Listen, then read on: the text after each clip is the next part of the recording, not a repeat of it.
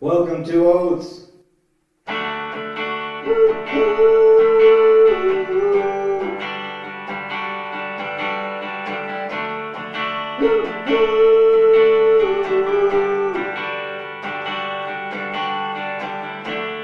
different road for me to travel.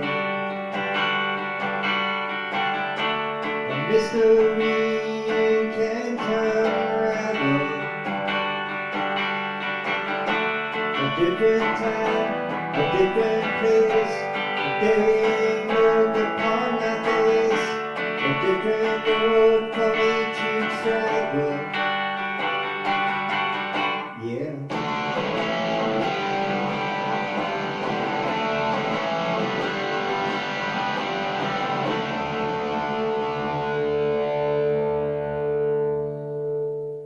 Alright, yay! Welcome everybody to the next great installment, How to Start a Band. That song you heard me playing is called A Different Road, and it's a song I wrote about being different.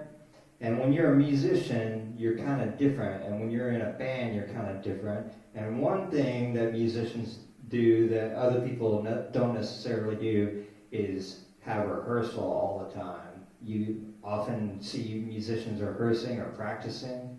You've probably heard the phrase that practice makes perfect. Now, when I was in the band as a little band geek in high school and middle school and stuff, I learned that that phrase is not true. Practice does not make perfect. Perfect practice makes perfect.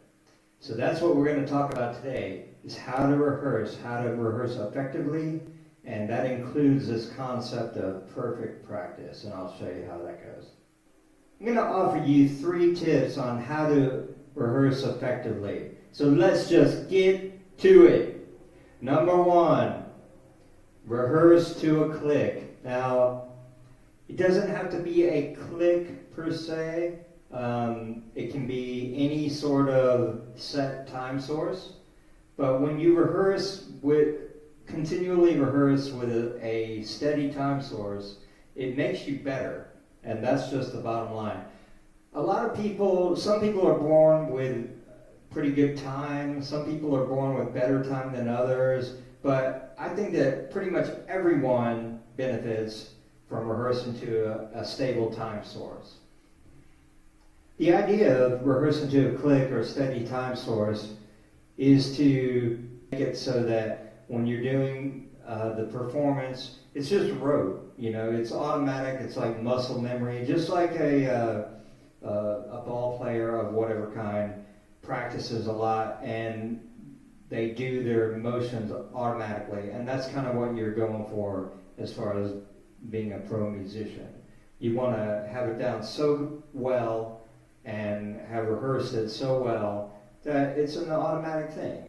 The thing about using a time source in rehearsal is that you don't necessarily have to be on a click during the show. For example, the Oats band, we don't play to a click. We just go for it, and aside from setting tempos initially, we're very comfortable with just playing without a click and like it better. One of the main ways that people show unprofessionalism, I think, in the music business is by not having a steady tempo. And that can be resolved if you practice to a click. Now, the whole band, when you are rehearsing, and now I'm talking about rock bands basically, there are plenty of other kind of bands, and this would work for them as well, but in a rock band, the whole band does not need to be on the click per se. It's okay if everyone hears the time source, but it's not necessary. The thing that you have to do is make sure the drummer is on the time source during rehearsal. And that can be as simple as he has his phone and his earbuds, and he downloaded a free program from the Play Store for doing drum machine or clicks, and then he listens to the click and plays, and then the rest of the band follows along. Now, any parts where the drums lay out or are not in yet at the beginning or not in at the end, well, then he has to keep a little tiny bit of time for the rest of the band. Like Brian will do it on a hi-hat, just step on the hi-hat, every beat or two, and make sure that we still know where the beat is, and that's kind of how we saw that. I worked at a Smashing Pumpkins show the other day, and they're a very good band, and I heard them and they were great.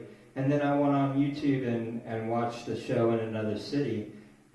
Not good. I think they were at a festival or something, and they weren't good. And I realized, well, they're not on a click.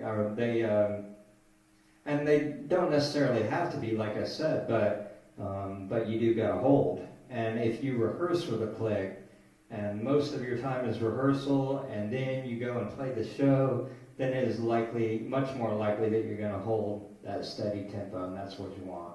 That's what sounds pro.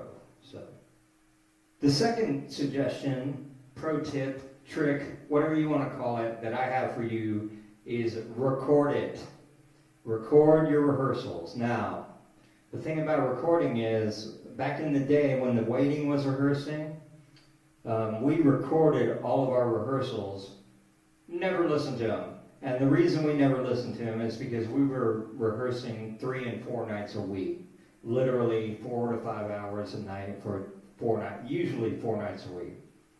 So therefore, there wasn't a lot of time, like with the rest of life, there wasn't a lot of time to dig through all those hours and hours of footage or whatever.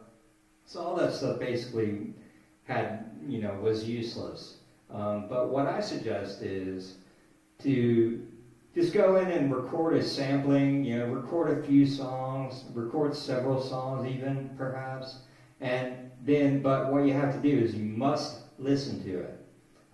And what you do is you give a copy of that to you can email or whatever, to every band member, and their homework is to go home. I guess you have homework when you're in a band. Their homework is to go home and listen to that. And the thing about listening is that you should be curious about it. When I rehearse for the Oats band, like when I come out here and rehearse like pretty much every day, rehearsing my singing and talking and whatnot. I can't wait to listen to it. So I go and I listen down to the whole thing. Like I'll play the whole set and talk like I'm talking to the audience, and then I'll take that and I'll go in my room, and that night I'll listen to the whole thing, maybe listen to it 2 or 3 times. And the thing about listening back, is that is how you improve. Because without any feedback, without hearing what you're doing, you'll never know what you're doing wrong if you're doing anything wrong. Maybe you're doing it great, but you never know. You have that in the moment feeling about it, but don't trust that. Listen back and judge it on its merits. It's easy in the emotion of the moment of playing with your bandmates who are your buddies. You're having a great time. It's easy to think that it's really great when maybe there are things that could be improved. And I'm not saying that for you, but I am saying I'm pointing the finger right here because I know that when I go back and listen, that I rarely like it. And so, but that is what's good about it. And the great thing about listening is that when you come back to it, you can just note it in your head. You kind of go through the recording and you note in your head, whatever is bugging you or whatever you don't like about it or whatever. And then just that is enough. There might be specific things, like you might have to say something different, or you might have to make sure you're singing more on pitch or whatever, change words or whatever. But mainly, just having that feedback is enough, because I don't know what it is about it, but somehow subconsciously, I know that like when I hear it and I don't like it, then the next time I don't want to hear that again. And so you end up even subconsciously doing it differently and doing it better quite often. All right, my number 3 tip for you today when you're rehearsing, when you're trying to start your band is, what is it? Oh, rehearse the overall show. You are not there to practice playing, to get down playing songs. You're not there for that. That should be done by you at home. That is a job, like when I'm in my room at night, I'm supposed to be going over these songs. I'm supposed to be learning the words. I'm supposed to be learning the chords. I'm supposed to be making sure I know the melody. Everything that I need, making sure that I can sing it well and with support. That's on me. When Brian is at home, I say, hey, we're going to do this song, we're going to learn this song, then I send him maybe a copy of the song or a demo or something. Then it is up to him to listen to that song over and over enough to be able to get it down. When Rob is like learning his bass part, it is up to him at home to walk into this rehearsal knowing the parts. And that's kind of what we expect of each other. Because, and a lot of you will relate to this, we all have jobs and different things, different responsibilities in life. So we're not able to get together as often as we would like to. Unlike the waiting, we can't get together 4 nights a week. That's just literally impossible. So some of that stuff has to be taken care of at home, and that is where the homework comes in. Now, happily, it's not the kind of homework like arithmetic or anything. It's fun homework, but it's still homework. The number 3 point is rehearse the overall show.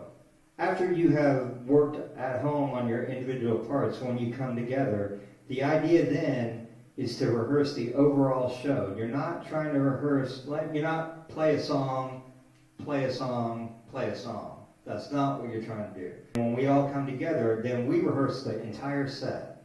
And the way that we do it is you rehearse it. This is where the perfect practice makes perfect thing comes in. You rehearse it just like you're going to play it. In other words, like I pretend I'm playing a show. I pretend I'm playing for you guys, and so I say everything that I'm going to say. I move the same exact way I'm going to move. I play the same things I'm going to play. And that's the idea, because you can't rehearse it one way, and then when you get to the performance, you're expecting to do something different. That doesn't work. What you do is you do it exactly like the performance is going to be, and that includes the talking and everything. As far as having it all worked out, I think it's sufficient to have an outline, at least it's for me. I don't plan every word that I'm going to say. I just have a general outline. And usually I practice this enough to where that I don't even need the outline. I just have the set list, and I can associate where I'm going to say what with the songs on the set list. For example,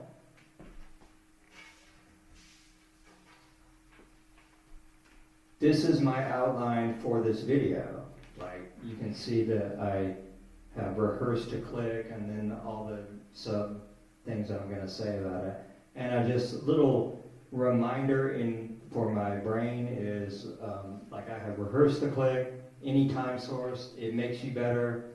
You don't have to use it in the show. All right, just that amount makes me know what I'm going to talk about because it's what I wanted to say. Yeah, and I would, when I'm doing an outline, I would notate everything like that, like all those little sub things little sub points that I'm going to talk about. I always note them all down, and then I'll rehearse it over and over as far as the talking part. But the idea is that you have to do the whole thing just like it's going to be a show, so that you're not just like song and then we noodle around for 10 minutes and then song and then we noodle around, because that's not what we're going to do when we're on stage. We are not going to do that. We're going to go in, bam, bam, bam, and hit them and make it really tight and really good. We're going to have rehearsed to our click, our time source, so that we are steady Freddy, and we are going to record ourselves so that we have feedback that we can listen to and we can hear practice by practice our improvement, and it is encouraging.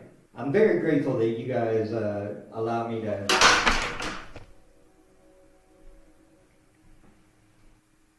Anyway, my name is Oats. Thank you guys for joining me for this next installment of How to Start a Band. And I will see you next time. Please like, share, subscribe. Help our channel grow on YouTube. We're trying to grow our channel a little bit, and you guys could help us out with that. Really appreciate it, and we will see you next time.